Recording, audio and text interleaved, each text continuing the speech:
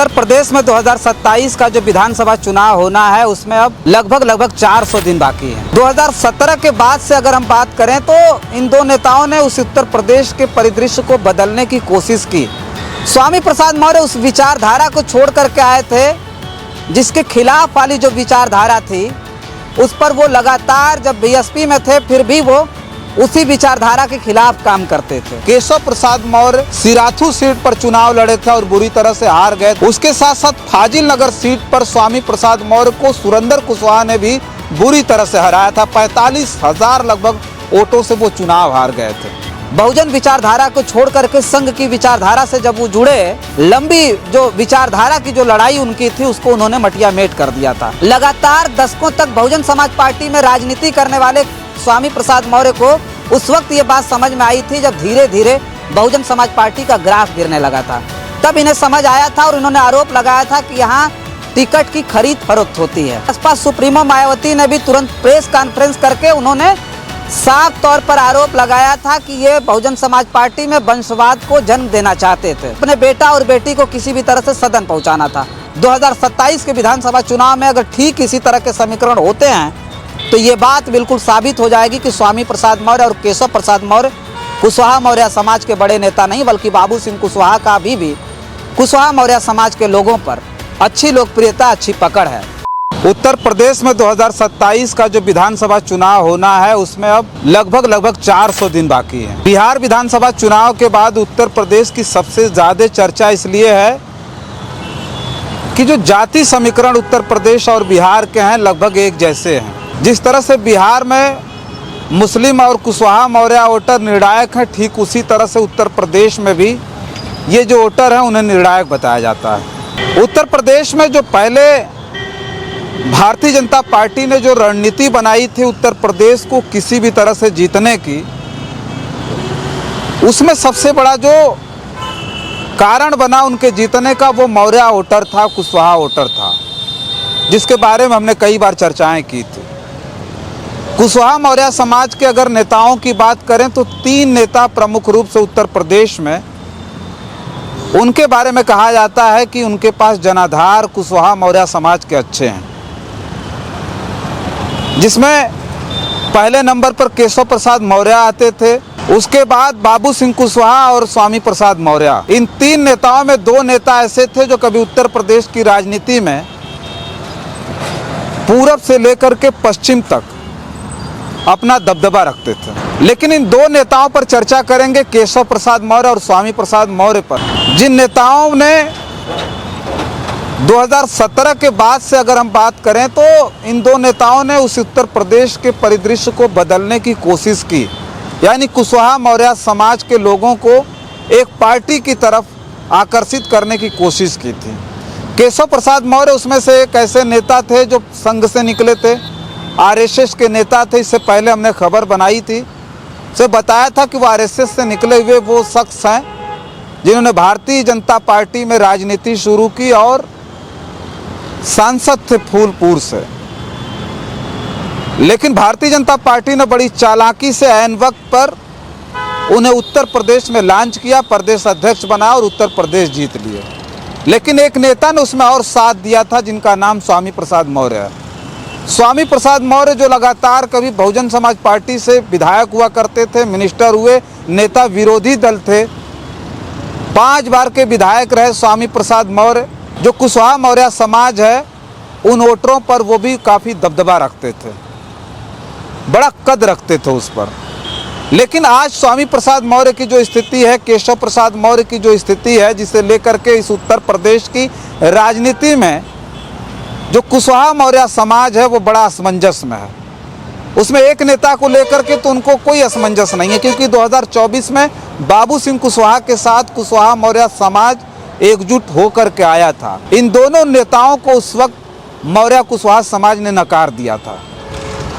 लेकिन अब अनुमान लगाए जा रहे हैं कि क्या आने वाले वक्त में कुशवाहा मौर्य समाज जो है वो क्या सचमुच उस पर अभी भी प्रभाव केशव प्रसाद मौर्य और स्वामी प्रसाद मौर्य का है जो आने वाले वक्त में वो प्रभावित कर सकते हैं, उस पर आज विस्तार पूर्वक चर्चा करेंगे और जानेंगे कि जो केशव प्रसाद मौर्य थे जिनकी राजनीति थी वो संघ से शुरू हुई। भारतीय जनता पार्टी में इस वक्त केशव प्रसाद मौर्य भारतीय जनता पार्टी की सरकार में डिप्टी सीएम है, लेकिन स्वामी प्रसाद मौर्य जो बहुजन समाज पार्टी को छोड़ने के बाद 2017 में बड़ी चालाकी से बहुजन समाज पार्टी के सभी पदों से इस्तीफा देकर के भारतीय जनता पार्टी में शामिल हो गए थे। उन्होंने आरोप लगाया था कि यहाँ पैसे पर टिकट बिकता है।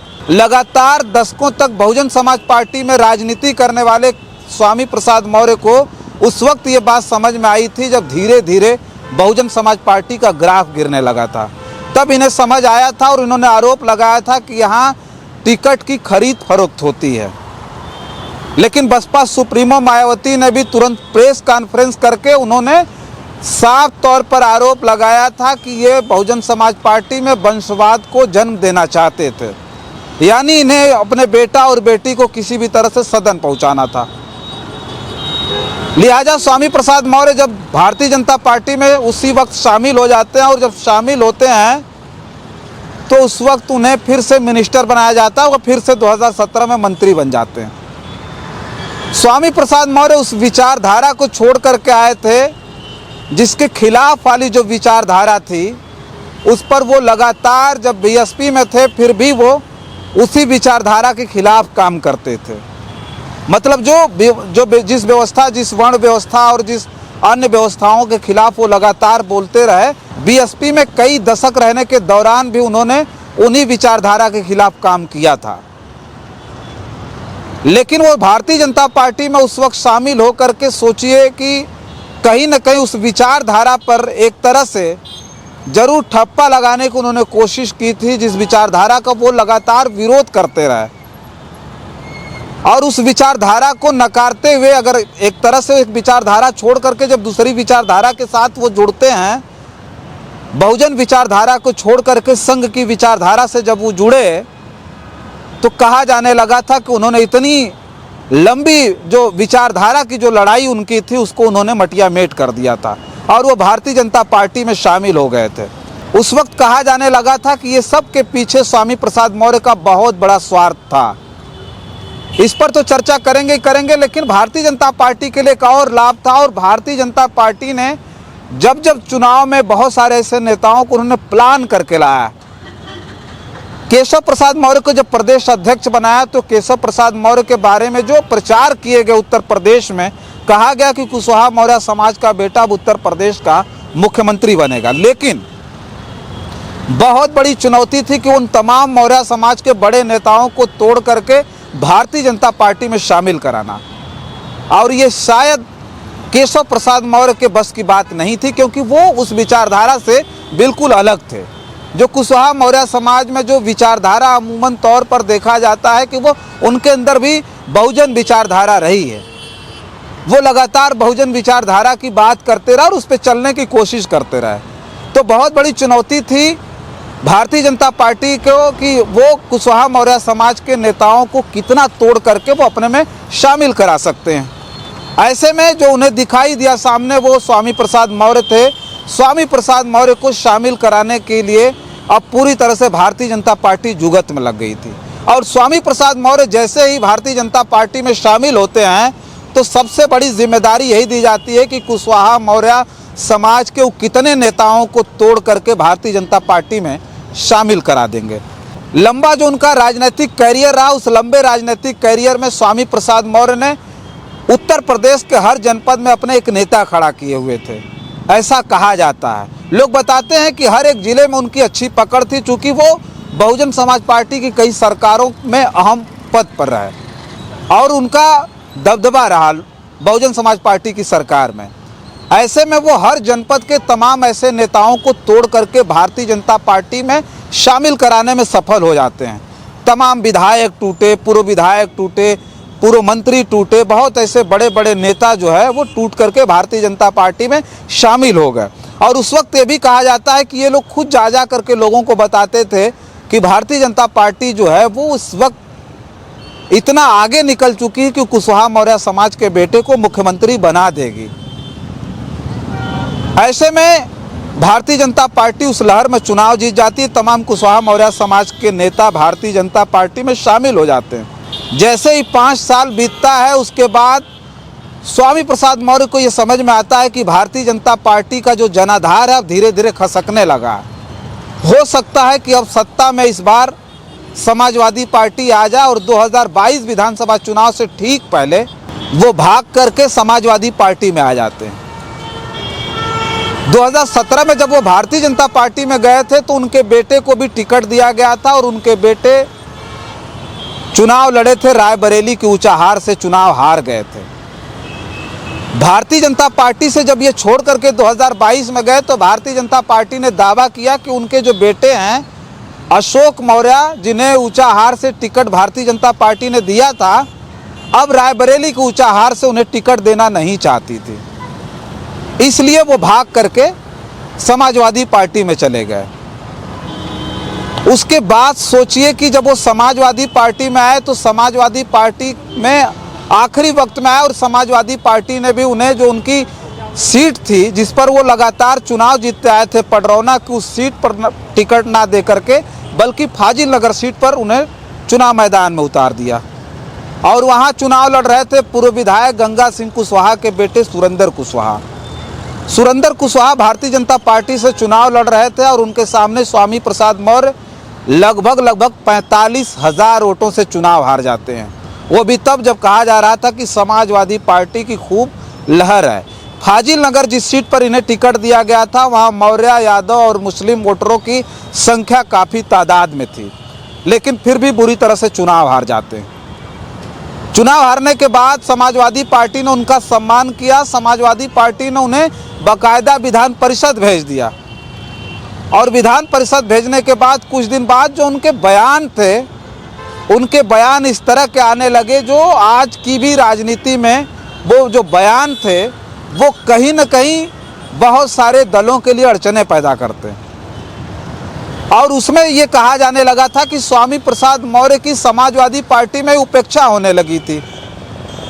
स्वामी प्रसाद मौर्य आज ही जाकर के समाजवादी पार्टी को 2024 लोकसभा चुनाव से ठीक पहले बहुत बड़ा झटका देते हैं और सभी पदों से इस्तीफा दे करके वो पार्टी से बाहर हो जाते हैं। उसके बाद 2024 के इलेक्शन में जब समाजवादी पार्टी के लिए मुश्किल घड़ी थी, उस वक्त समाजवादी पार्टी ने कुशवाहा मौर्य समाज के एक बड़े नेता को अपने साथ लाई जिनका नाम था बाबू सिंह कुशवाहा। बाबू सिंह कुशवाहा को समाजवादी पार्टी में ला करके उन्हें जौनपुर से टिकट दे दिया गया और जैसे ही जौनपुर से बाबू सिंह कुशवाहा को टिकट मिला वैसे ही पूरे उत्तर प्रदेश में कुशवाहा मौर्य समाज में एक बहुत बड़ी लहर आ गई और इस बात की चर्चा होने लगी कि जो बाबू सिंह कुशवाहा लगातार जो सत्ता से बाहर रहे, जो कभी जब बीएसपी की सत्ता थी उत्तर प्रदेश में तो बड़े बड़े मंत्रालय संभाला करते थे।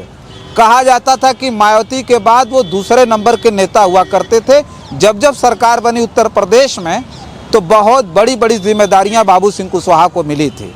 बाबू सिंह कुशवाहा जब समाजवादी पार्टी में शामिल होते हैं, जौनपुर से समाजवादी पार्टी ने उन्हें अपने टिकट पर चुनाव लड़ाया तो उनके सामने जो सबसे बड़ी चुनौती थी, भारतीय जनता पार्टी ने कृपा शंकर सिंह को, जो पूर्व में कांग्रेस की सरकार में, महाराष्ट्र की कांग्रेस सरकार में वो मिनिस्टर थे, उनको ला करके भारतीय जनता पार्टी ने उनके खिलाफ जौनपुर में लड़ाया। लेकिन बाबू सिंह कुशवाहा वहाँ से चुनाव जीत जाते हैं और बाबू सिंह कुशवाहा जैसे चुनाव जीतते हैं तो केवल वो जौनपुर नहीं जीतते बल्कि बताया जाता है कि पूरे उत्तर प्रदेश में जो कुशवाहा समाज था, जिसके सामने बहुत सारी ऐसी चुनौतियां थी। एक तो जो भारतीय जनता पार्टी ने कहा था कि केशव प्रसाद मौर्य को मुख्यमंत्री बनाएंगे, मुख्यमंत्री नहीं बनाया। स्वामी प्रसाद मौर्य जिन्हें समाजवादी पार्टी ने टिकट दिया, चुनाव हार गए, उसके बाद उन्हें विधान परिषद का सदस्य बनाया। उसके बावजूद भी वो समाजवादी पार्टी से भाग गए, समाजवादी पार्टी को उन्होंने छोड़ दिया। ऐसे वक्त में छोड़ा जब सामने लोकसभा का चुनाव था। तो ऐसे में अब जो सबसे ज़्यादा चर्चा है कि क्या 2027 के विधानसभा चुनाव में जो कुशवाहा मौर्य समाज के 3 नेता हैं, केशव प्रसाद मौर्य, बाबू सिंह कुशवाहा और स्वामी प्रसाद मौर्य, इन नेताओं में सबसे ज़्यादा जो अगर किसी की लोकप्रियता कुशवाहा मौर्य समाज में रहेगी तो वो आखिर कौन होगा जिसके साथ कुशवाहा मौर्य समाज जाएगा। अगर विचारधारा की बात करें तो विचारधारा को लेकर के स्वामी प्रसाद मौर्य आज के राजनीतिक परिवेश में जो बातें कर रहे हैं तो लोगों के बीच ये चर्चाएं थी कि जब 17 में बहुजन समाज पार्टी को छोड़ करके जब वो भारतीय जनता पार्टी में शामिल हुए थे तो वो विचारधाराएं कहाँ गई थी, आखिर किस बात पर उन्होंने भारतीय जनता पार्टी के साथ समझौता किया था। उसके साथ साथ जब वो समाजवादी पार्टी में आए, समाजवादी पार्टी को फिर छोड़ करके जब वो चले गए तो कौन सी मजबूरी थी जब वो समाजवादी पार्टी को छोड़ करके चले गए। और विचारधारा का हवाला तो शायद स्वामी प्रसाद मौर्य इसलिए नहीं दे सकते हैं क्योंकि 2017 के विधानसभा चुनाव से ठीक पहले भारतीय जनता पार्टी में जाकर के उन्होंने ये साबित कर दिया था कि उनके अंदर विचारधारा तो नहीं बची है। बेटे और बेटी को राजनीति में जो सेटल करने की जो उनकी मंशा थी, शायद स्वामी प्रसाद मौर्य अब उसमें फेल हो चुके हैं। तो ये सब सारी चीज़ों को अगर देखा जाए तो केशव प्रसाद मौर्य और स्वामी प्रसाद मौर्य को उत्तर प्रदेश में जो कुशवाहा मौर्य समाज है वो बिल्कुल नकार चुका है। इसका जीता जागता सबूत यह है कि 2022 के विधानसभा चुनाव में केशव प्रसाद मौर्य सिराथू सीट पर चुनाव लड़े थे और बुरी तरह से हार गए थे। उन्हें समाजवादी पार्टी की पल्लवी पटेल ने बुरी तरह से चुनाव हरा दिया था। उसके साथ साथ फाजिल नगर सीट पर स्वामी प्रसाद मौर्य को सुरेंद्र कुशवाहा ने भी बुरी तरह से हराया था। 45,000 लगभग वोटों से वो चुनाव हार गए थे। तो कुशवाहा मौर्य समाज अब शायद केशव और स्वामी प्रसाद मौर्य के साथ नहीं, बल्कि इस वक्त जो खड़ा दिखाई देता है वो बाबू सिंह कुशवाहा के साथ खड़ा है। और ये आने वाले वक्त में, क्योंकि 24 में कुशवाहा मौर्य समाज के वोटरों ने ये साबित किया कि विपरीत परिस्थिति में समाजवादी पार्टी चुनाव जीत करके आई और पूरे उत्तर प्रदेश में पूरब से लेकर के पश्चिम तक कुशवाहा मौर्य समाज के जो वोटर थे वो अधिक मात्रा में समाजवादी पार्टी के साथ थे। लेकिन आने वाले वक्त में 2027 के विधानसभा चुनाव में अगर ठीक इसी तरह के समीकरण होते हैं तो ये बात बिल्कुल साबित हो जाएगी कि स्वामी प्रसाद मौर्य और केशव प्रसाद मौर्य कुशवाहा मौर्य समाज के बड़े नेता नहीं, बल्कि बाबू सिंह कुशवाहा का भी कुशवाहा मौर्य समाज के लोगों पर अच्छी लोकप्रियता, अच्छी पकड़ है।